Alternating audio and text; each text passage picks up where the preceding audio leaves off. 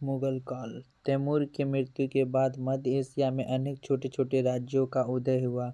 उन्हीं राजवंशों में से एक मुगल था।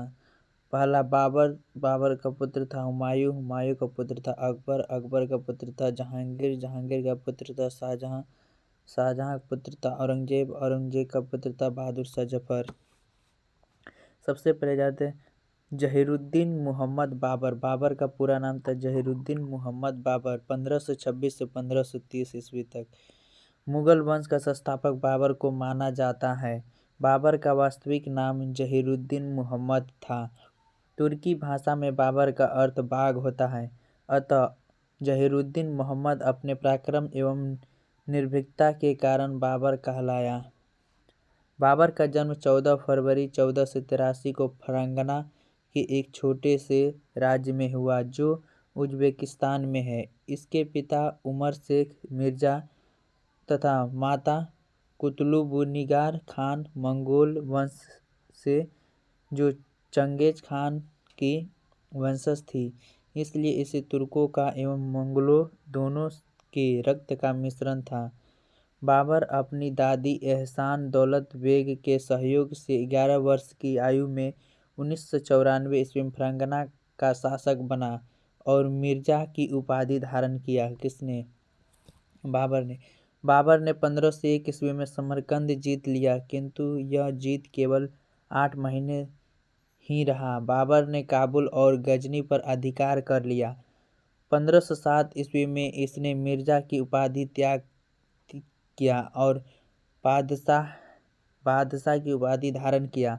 बाबर ने जिस नए वंश की स्थापना किया उसका नाम चगताई तुर्क तथा बाबर को भारत की ओर आक्रमण करने के लिए इसलिए मजबूर होना पड़ा कि उसके पड़ोस के शासक उससे हमेशा युद्ध करते रहते थे। बाबर पानीपत के प्रथम युद्ध से पहले भारत पर 4 बार आक्रमण किया। पानीपत का प्रथम युद्ध उसका भारत पर 5वां आक्रमण था। 1519 ईस्वी में बाबर ने पहला बाजोर अभियान किया था। उसी आक्रमण में ही उसने भेड़ों के किले को जीत लिया। बाबर ने इस किले को जीतने के लिए सर्वप्रथम बारूद और तोप का प्रयोग किया। पानीपत के प्रथम युद्ध के लिए बाबर को निमंत्रण पंजाब का सूबेदार दौलत खान लोधी, इब्राहिम लोधी के चाचा आलम खान लोधी तथा राणा सांगा ने दिया था।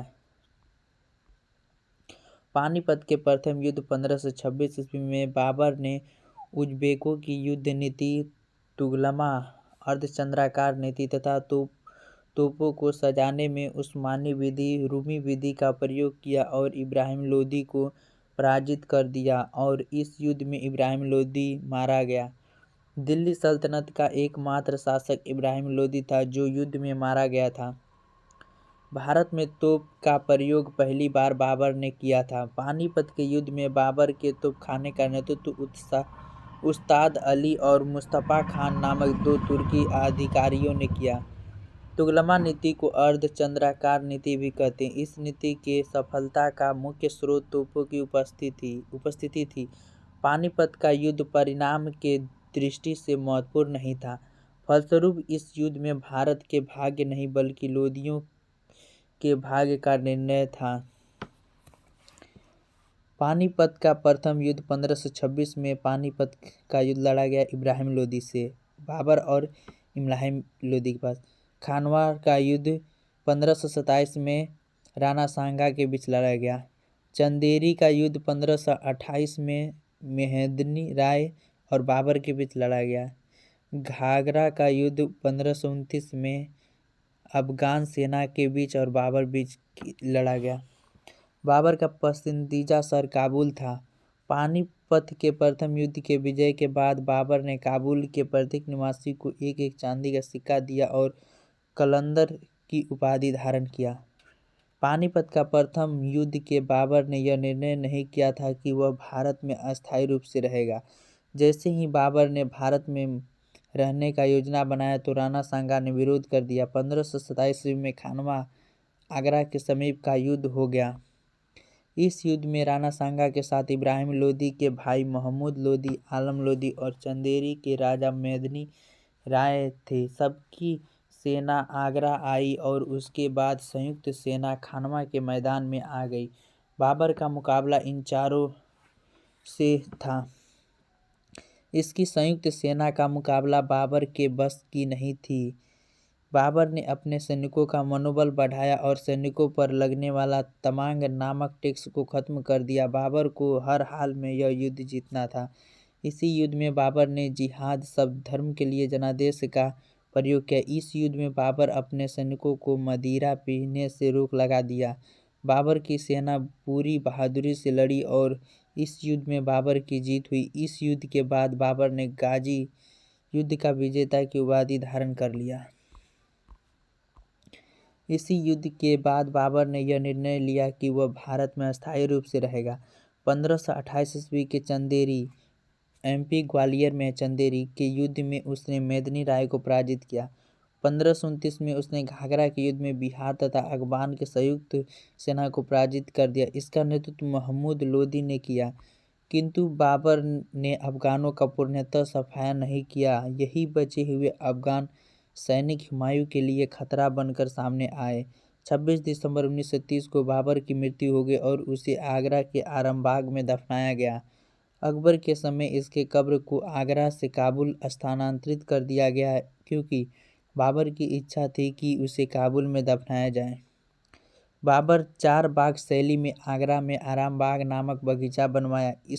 इसमें नदी तथा नहरों द्वारा पानी देने की व्यवस्था थी। बाबर ने मुंबईयान नामक एक पद शैली का विकास किया। बाबर को चार बाग शैली का जनक कहा जाता है।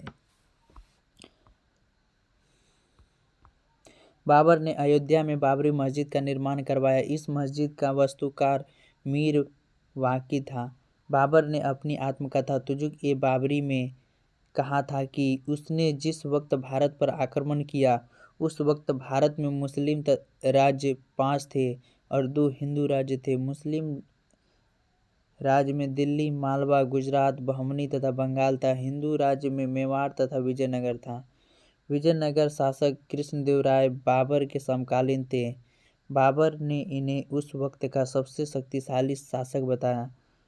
तुजुक-ए-बाबरी बाबर की आत्मकथा थी जो तुर्की भाषा में है।